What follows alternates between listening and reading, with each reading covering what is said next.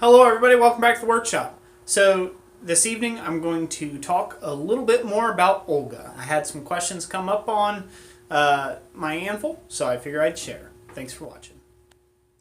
Okay, and here she is, the big beautiful girl herself. So this is my main shop anvil. I've done other videos on Olga in the past. Yes, I named my anvil Olga. No, it's not a sacrilegious thing, it's just something that I have done. I just thought it was a cute pet name for a really nice anvil. So I'll start with a few of the things talking about. So one of the biggest portions of this anvil that I like is the fact that it has a square horn. Now I was asked if I could show some projects of what this was used for, and I'll try to do that in the future. But I can explain a little bit about it right now. So what's the purpose of having this square tapered horn here? The purpose of this square tapered horn is for reach considerations. So if you look at here, I have a shoulder here and a shoulder here.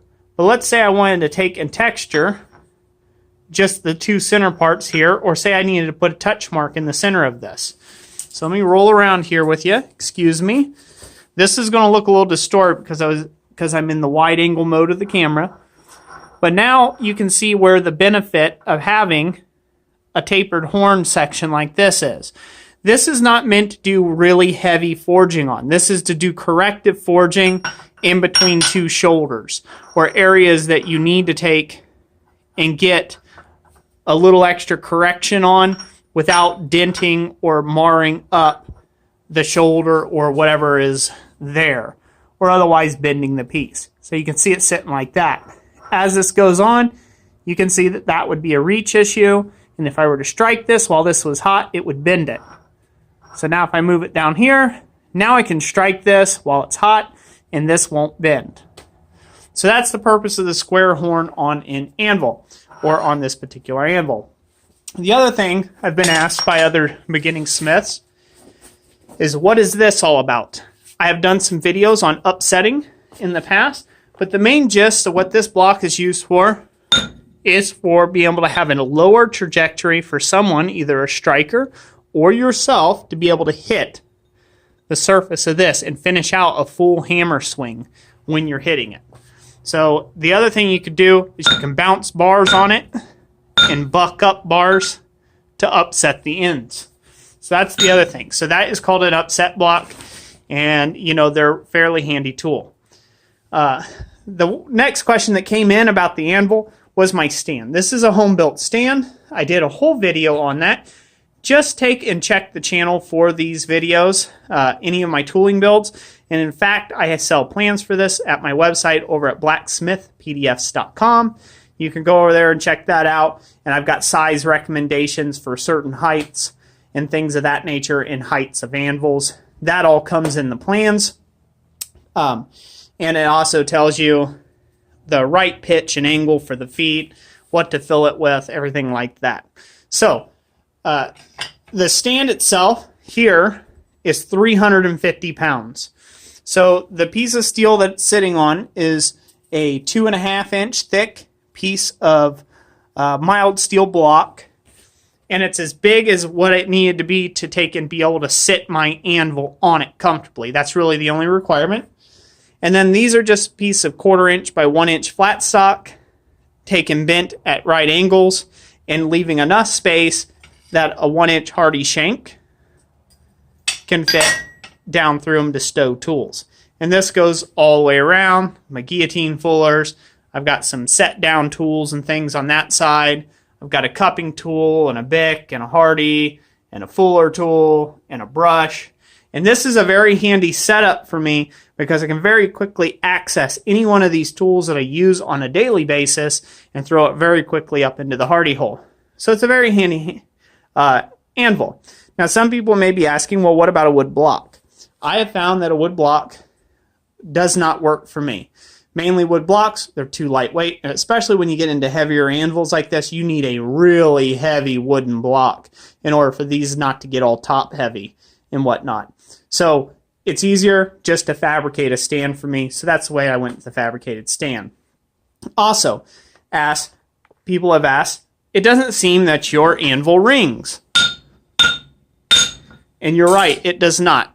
That is in part from the sand-filled legs. These are hollow tube, and they absorb the sound or the ring. So they deaden the harmonics of the anvil, so it does not ring. Now, this anvil rings like a bell if it's not sitting on the anvil stand. And by the amount of scale you see laying around my anvil, you can definitely tell I get my use out of my anvil here.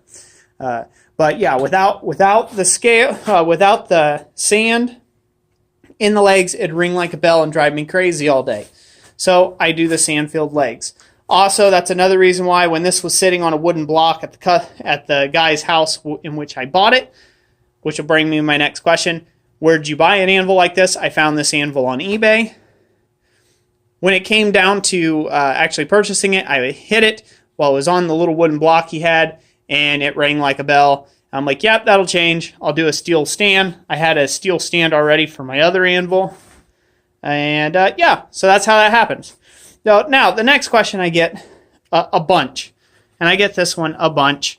And I understand. This is not mainstream. This isn't pop culture. Heck, this just isn't right. Not at all. I have sharp edges on my anvils. I prefer having a sharp edge on my anvil. I've spent the last 6-7 years of my life working on an anvil that had a big sway in its back and had big rolled over edges, and I could not do the level of ironwork that I do now on that anvil. The top plate was all cut up with chisel marks, and it was very difficult for me to get a clean looking forging straight off the anvil. So, what did I do? I went out and I spent about $3,000 to purchase this anvil here. Now, you say, wow, that's a lot of money. Yes, it is, but I've been looking and I have been saving for a long time for an anvil like this. I had bought the cheaper anvils to start. In fact, my first anvil was a Harbor Freight anvil. And it worked fine for the first 4 years of my forging career. Now it would not find its way back in my shop as a doorstop. Mainly because I have Olga here. If I didn't have Olga here, I would have a smaller anvil or a larger anvil of the same type with the same sharp edges. It is just conducive to my type of ironwork that I am interested in pursuing. And you guys can check the videos, the over 380 some videos on the channel if you'd like to about that and see what type of work that I do at the anvil. You can also check out my Instagram if you're interested. Facebook, Etsy page, Amazon store, whichever you like, or even my website.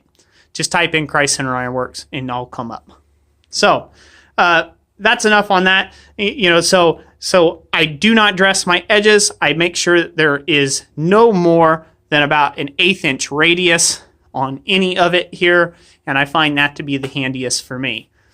That brings to the next question. What do you do when you need a radius on something, or more radius than what you got? Well, that's what a hardy hole's for. You can make all sorts of different radius things. You can make this simple fuller like I did in another video to put in here. You can take and make a radius block. A radius block is nothing more than a square block that sits in the hardy hole, and it has different radiuses on all 4 edges, and you can use that if you need something with a little softer edge for a project. Now, that's enough about my anvil. I hope that answers the questions. If you got any more other questions about the anvil here, about Olga here, just drop them in the comments section down below. I'd be glad to answer them. Thank you all for watching this video. Like I always say, God bless you, and we'll catch you on the next one.